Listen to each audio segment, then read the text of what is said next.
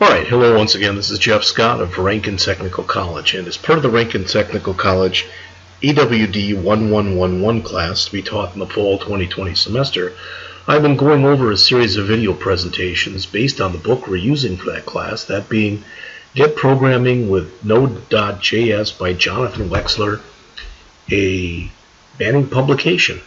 And we are in Unit 1, Lesson 4. Building a simple web server in Node.js. Alright?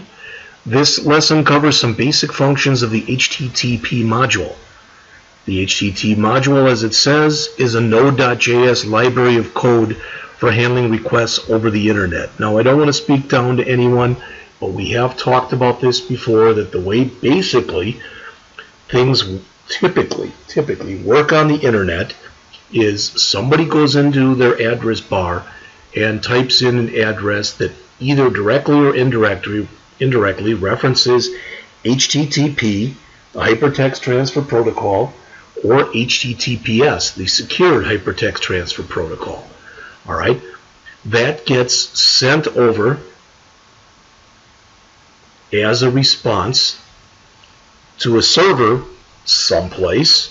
That server attempts to answer that, that is sent over as a request to a server. The server answers with a response, which usually means that HTML is going to come back to the client. Okay? And the author says here, in a few short steps, we will convert a couple of lines of JavaScript to an application where we can communicate on the web browser. So as you can see right here, we have three different objectives. Number one, to be able to generate a basic web server using Node.js and NPM, the Node Package Manager. Number two, write code that processes requests from a browser and sends back a response. And number three, to run a web server in the browser. And the author says, you're on your way to building your first web application. Before you deliver the complete application, the cooking community would like to see a simple site. In other words, they'd like to see some kind of a prototype, all right, as far as what you're going to do. Okay, so how long do you think it'll take you to build such a prototype? With Node.js, it says you can get the HTTP module up very quickly and then build the associated functionality around it oftentimes within hours, even for a fairly complex site. So, section 4.1 on the top of page 41, web servers are the foundation of most Node.js web applications. They allow you to load images, HTML pages, etc. to users of the app. Before we get started, the author says we'll discuss some important web concepts. After all, the final product will look and feel better if we know what the result is. So, this is not that different from what I just mentioned to you. A web server is software designed to respond to requests over the internet. Typically, it does this by either processing some data, as you'll find later. That's typically when we have what's normally referred to as a post command, all right, or it'll load some data, all right? And if it's bringing back some data that we asked for, it's typically going to be some kind of a get command. So they say, think of a web server like you would a bank teller, whose job it is to process your request to deposit money or withdraw money or see your current balance. Just as the bank teller must follow a protocol, so must the internet follow a protocol. And again, typically the way that this is done is through the Hypertext Transfer Protocol, HTTP, or HTTPS, the secured way of HTTP, a standardized system globally observed for viewing of web pages and sending data over the internet.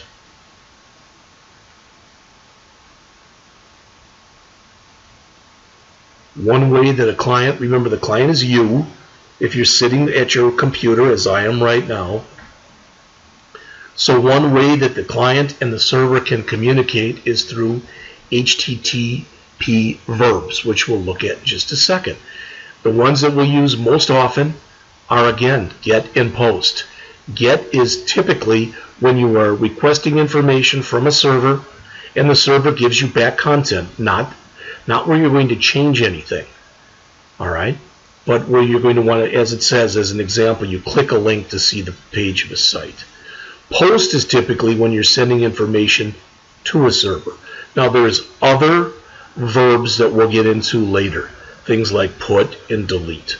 Put mainly used for update and delete for delete. But when you look at those, get, post, put, and delete, that pretty much represents kind of CRUD, where create is a get, where create is a put, try it again. When we talk CRUD, create, read, update, delete. Create would be like a post. Read would be like a get. Update would be like a put. Delete would be a delete. And again, we'll talk about those more in a later lesson. Most web apps today have made changes so that they want to be HTTPS. Anytime you're using something where you could ask for passwords or credit card numbers or any kind of personal information, you want the secure type of transmission where your data at a minimum is going to be encrypted. Right. And they go through some stuff in here. We'll talk about this stuff later on in the semester. Okay. All right. As an example, it says when you go to google.com, behind the scenes, you are making a hypertext transfer protocol, in this case, secure socket layer with the S. All right, you're making that request to Google's server. Now, it's one of Google's servers, which will in turn send you back an HTTP response. Typically, as it says, if that's all you put in, it'll bring you back to the Google homepage.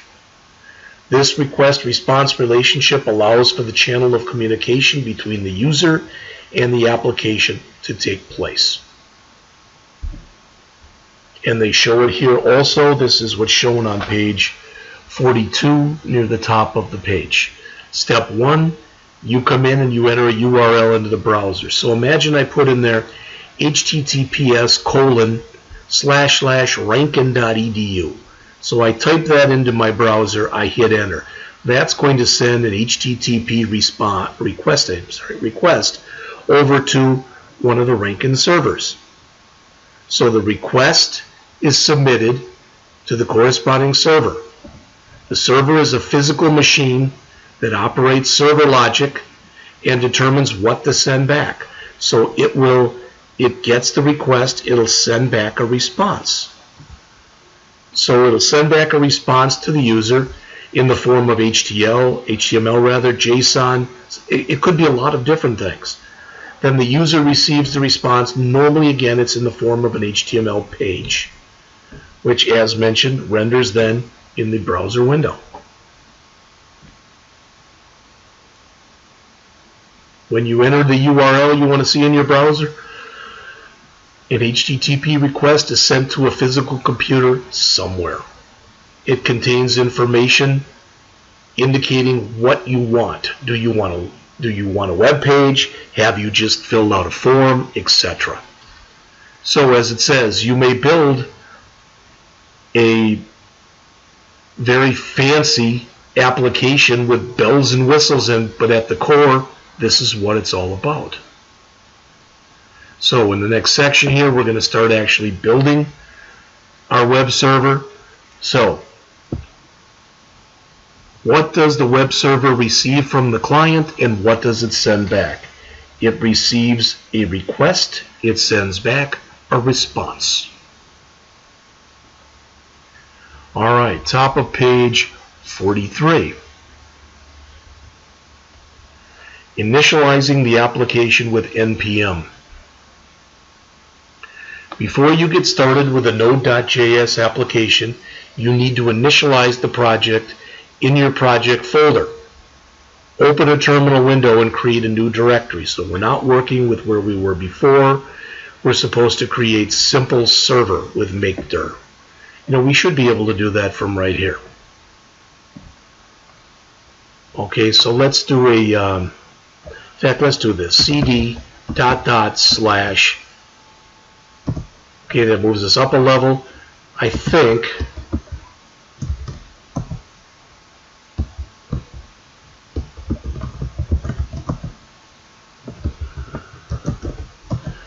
right now we have something in here called Lesson 3. There it is, Lesson 3. So I'm going to change it. I'm going to add to that. I'm going to do a make directory. We'll call it Lesson 4. And we will CD to Lesson 4.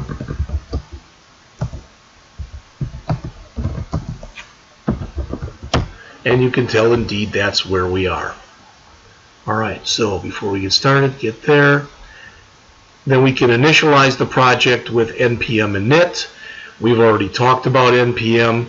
We've already talked about what init does.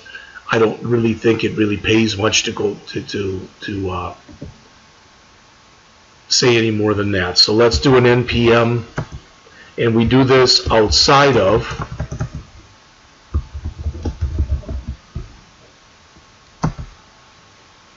okay, so the package name will be Lesson 4. Well, they wanted us to create a package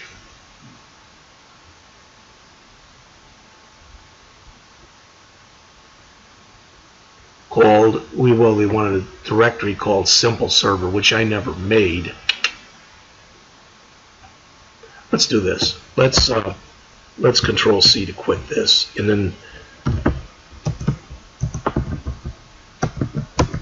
CLEAR. Let's do a make dir right here. Simple _ server. All right, npm init. Okay, package name is still Lesson 4. Let's see if we can just call this Simple Server. Version. This will demonstrate a simple web server. That's good enough.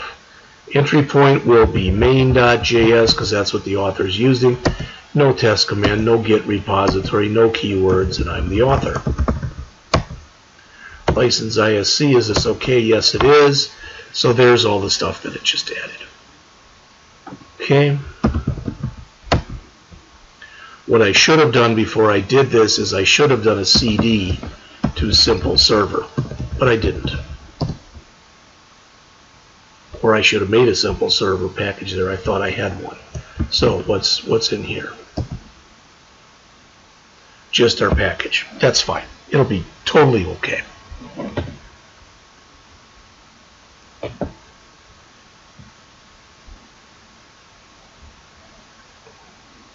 When you install Node.js, the core library was installed too. Within that core library is a module named HTTP. We are about to use this module to build our web server. And you may be surprised at how few lines of code we actually need in order to do this.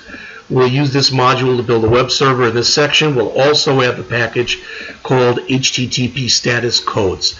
The reason that we do that is that package includes the use of constants as opposed to the HTTP numbers that get returned. All right, again, modules are libraries of code that come packaged. We already talked about that. In your text editor, create a new file named main.js and save it to the project folder. I should be using here, and I'm not this, so let me get rid of that. Let me come in here and let me minimize this. Let me grab that Lesson 4 folder. Gotta do a better job of cleaning this thing up again.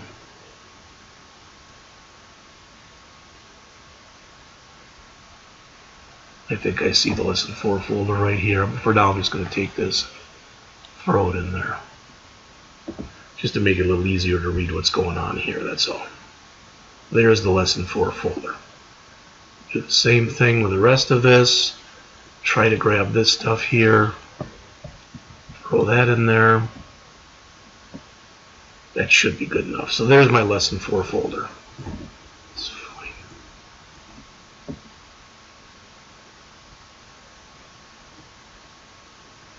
Alright.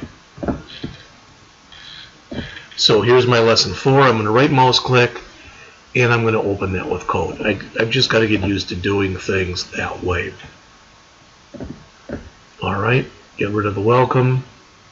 Let's create a new file in here, and we're supposed to call this main.js.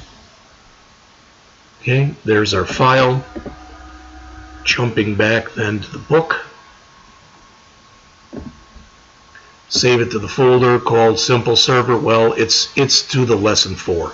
It's where we have the package.json file. Alright, this file will serve as the core application file. Within here, we want to run, within this project's directory in terminal, we want to run npm I http status codes -s to save the status code package as an application dependency. Alright, so let's come in here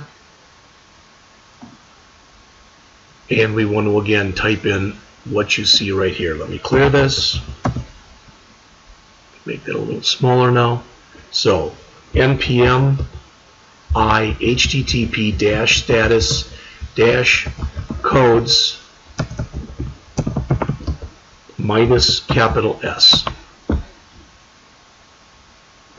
Alright, it put everything in there as far as we know. If we do another ls right now, you'll notice that we have in here in node modules right now, what should be in there is we should have that new package now. Before I analyze every aspect about what you're trying to build, take a look at the code listing in figure 4.1. Alright, the first line of code will assign the port number we'll use for the application, which will be 3000. Port 3000 is generally used for web servers and development. It has no significance. We don't have to use it. The ones they don't recommend you use are 80 and 443. You probably have other programs running on those ports. Then we use the require to import the HTTP module. So we'll say HTTP equals require *-dpp. Okay, hold on just a second. I'm sorry, I got a phone call coming. In fact, we're up to 18 minutes. Let's stop with part 1 of this, and I'll return with part 2 in just a couple moments.